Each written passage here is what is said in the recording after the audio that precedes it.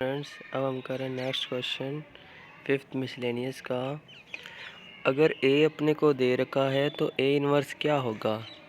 बहुत easy question है। पहले ए का मोड निकालेंगे। 3 1 जा 3 माइनस माइनस प्लस 3 2 जा 2 1 जा 2। तो 5 इसका मोड यानी नॉट इक्वल 0 है। इट मीन ये एग्जिस्ट करता है। तो को फैक्टर निकालो पहले इसको। एफ को फैक्टर ऑफ ए 1 1 यानी 1 का क्या होएगा 3 और -1 का क्या होएगा 2, बट -2 होएगा क्योंकि ये 1 2 है। और इसका क्या होएगा -1 यानी प्लस हो जाएगा और इसका 1। ठीक है। फिर को फैक्टर से अलग एक मैट्रिक्स लिखेंगे और उसका ट्रांसपोज कर देंगे। ठीक है।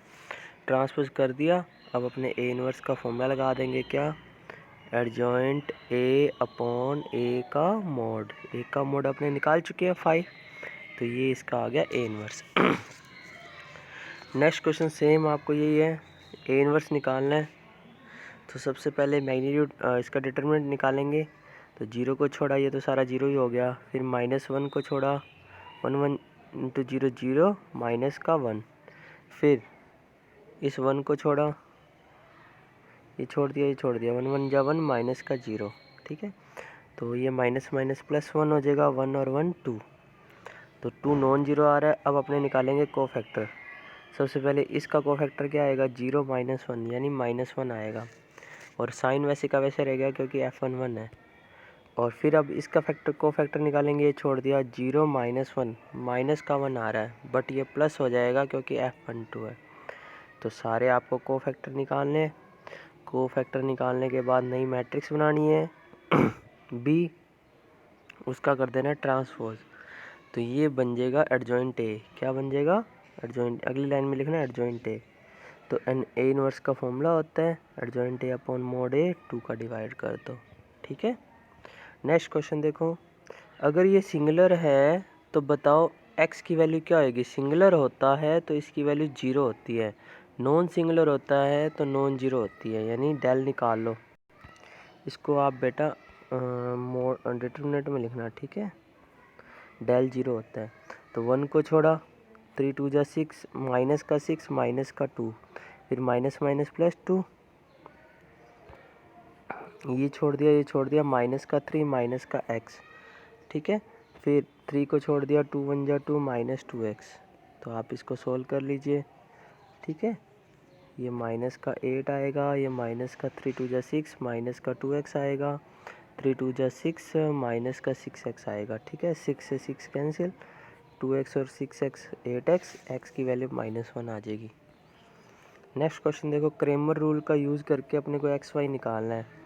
तो क्रेमर रूल आपको पता ही है क्या होता है। डेल निकालना पड़ता है, डेल 1 निकालना पड़ता है, डेल 2 निकालना पड़ता है। ठीक है। तो डेल आपको पता है एक्स वाई के कोफिशिएंट होते हैं 2 1 -1 -3। तो 2 3 जा माइनस का 6 माइनस माइनस प्लस 1 यानी -5 आ गया। नॉन जीरो है मतलब निकाल सकते हैं। डेल 1 निकालेंगे तो बस एक्स वाई के कोफिशिएंट की जगह ये रखना पड़ेगा 17 16 यहाँ। डेल 2 निकालोगे तो 17 16 यहाँ रखना पड़ेगा। बस इतना ही फ़र्क होता है। ठीक है। 17 3 जा -51 16 1 जा 16 प्लस आएगा। ठीक है 35। फिर 16 2 जा 32 17 1 जा 17 तो 15।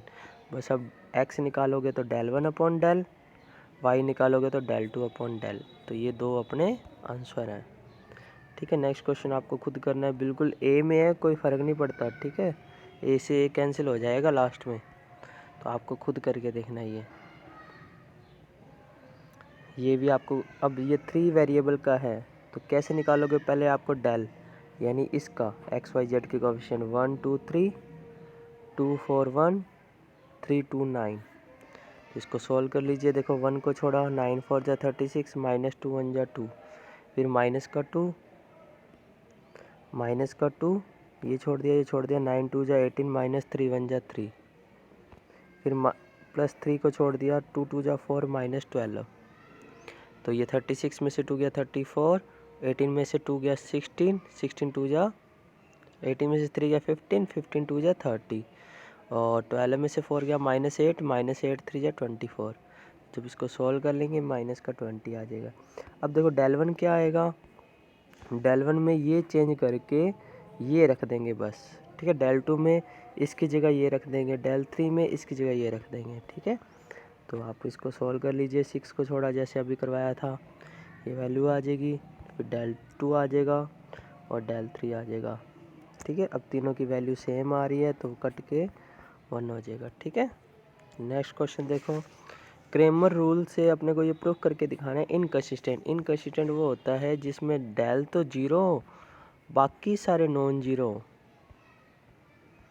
ठीक है।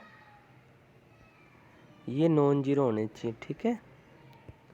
अब देखो पहले डेल निकालो, इसका कोफिशिएंट 2 -1 और 4 -2, -4 + 4 0 आ गया तो प्रूफ हो जाएगा। डेल 1 निकाल के दिखाना है आपको, इसकी जगह ये रख दो 5 7, 5 2 जा -10, माइनस माइनस +7 यानी नॉन जीरो है। ऐसे ही डेल 2 निकालोगे वो भी नॉन जीरो है, तो ये इनकंसिस्टेंट है। ये भी, इसमें भी डेल जीरो आएगा, बाकी सारे नॉन जीरो आएंगे, तो ये आपको खुद करना है, ठीक है। ये देखो नॉन जीरो आ रहे हैं। 6 क्वेश्चन देखो, वेरी इंपॉर्टेंट क्वेश्चन है। ए की वैल्यू क्या होगी अगर ए इंटू ये मैट्रिक्स इजिकल टू ये है। तो आप ये देखो, आपको क्या करना है, इसको ऐसे मान लो ए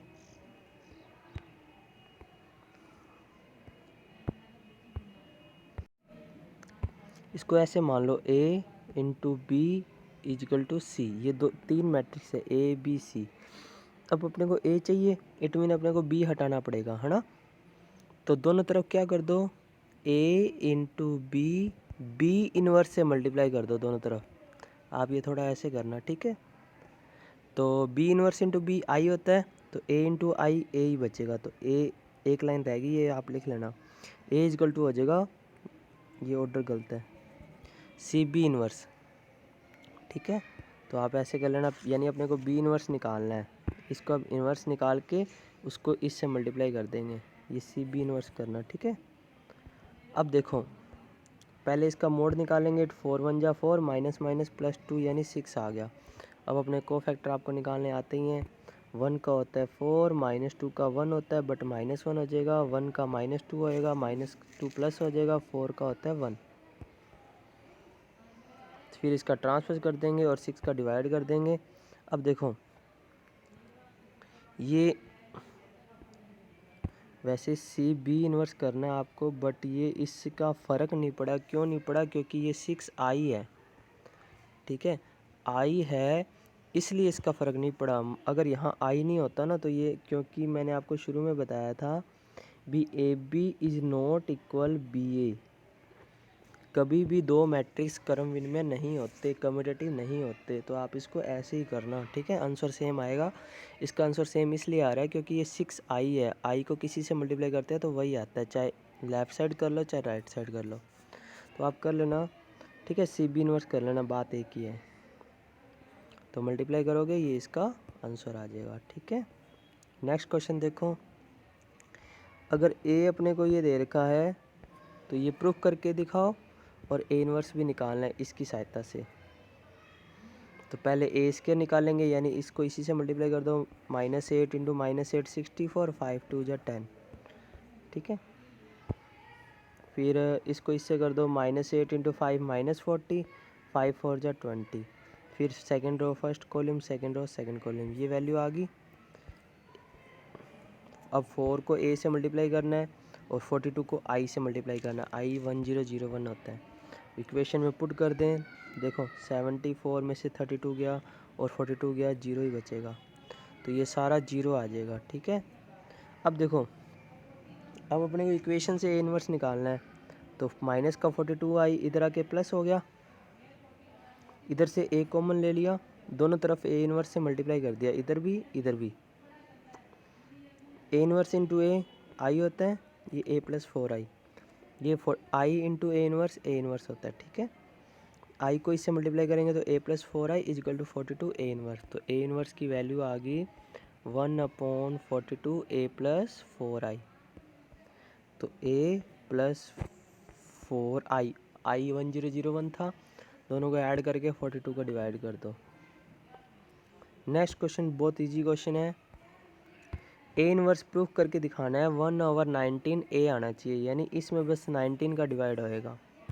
तो देखो करते हैं, पहले ए का मोड निकाल लो, माइनस का 4 माइनस का 15 -19 आ गया।